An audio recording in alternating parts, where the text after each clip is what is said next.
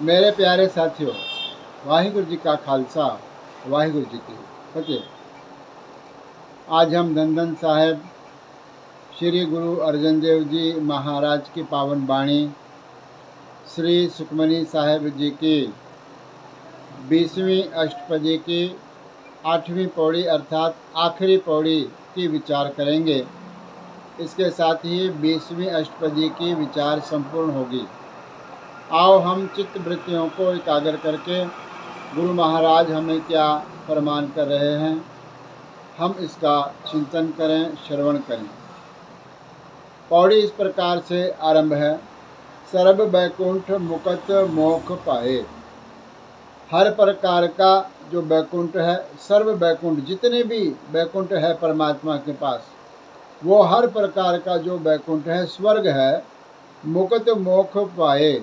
मुकत का अर्थ है मुक्ति, मोक्ष, जन्म मरण के चक्र से मुक्ति पाना, उसको कहते हैं मोक्ष। उस मोक्ष को भी वह प्राप्त कर लेता है।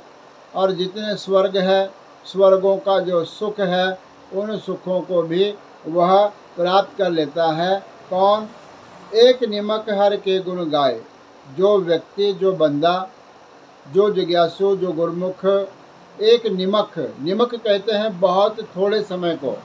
निमक का भाव है उतना समय जितने समय में हम एक बार आँख बंद करके खोल देते हैं, उसको कहते हैं निमक।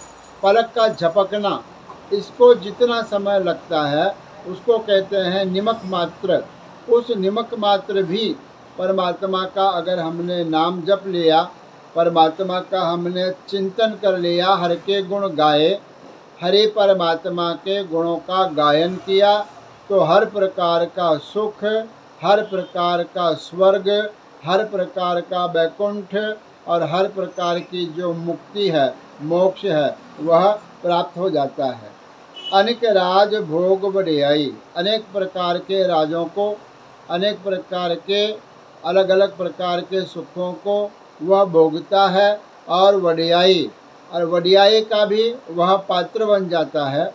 हर प्रकार के सुखों को वह भोगने वाला होता है। हर के नाम की कथा मन भाई। हरे परमात्मा के नाम की जो कथा है, कथा का अर्थ उसकी जो प्रशंसा है, उसकी जो स्तुति है, वह भी कथा है। कथा किसको हम कहेंगे? जिसमें परमात्मा की उस्तत छिपी हुई हो, वह कथा है। इसलिए कहते हैं सबते उत्तम हर की कथा, नाम सुनते दर्द दुख लथा। इसी सुखमनी साहब में कहा गया है कि सर्वश्रेष्ठ कथा कौन सी है? वह हरि परमात्मा की जो कथा है, वह सर्वश्रेष्ठ कथा है। ऐसी कथा मन भाई, मेरे मन को भा गई है। बहु भोजन कापर संगीत।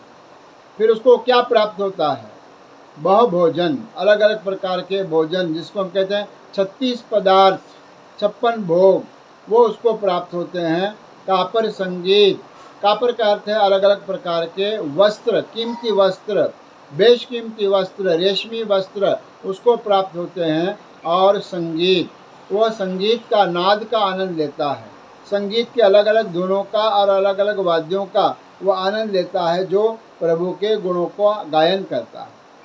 फिर कहते हैं रचना जपते हर हर नीत। यह सब किसको मिलेगा?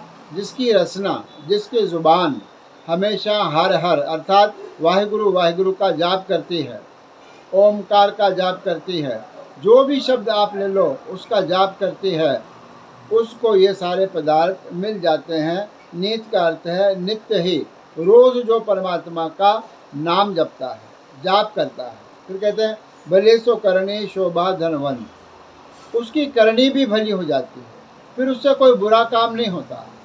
जो भी व्यक्ति परमात्मा का नाम जपता है, वह किसी का बुरा नहीं कर सकता, क्योंकि बुरेपन की जो भावना है वो उसके मन में कभी आती ही नहीं है।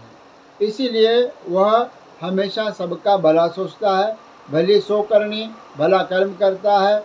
शोभा, उसकी शोभा होती है, मान प्रतिष्ठा होती है। और धनवंत, हर प्रकार का जो धन है उसके पास आता है और वह धनवंत हो जाता है, अमीर हो जाता है।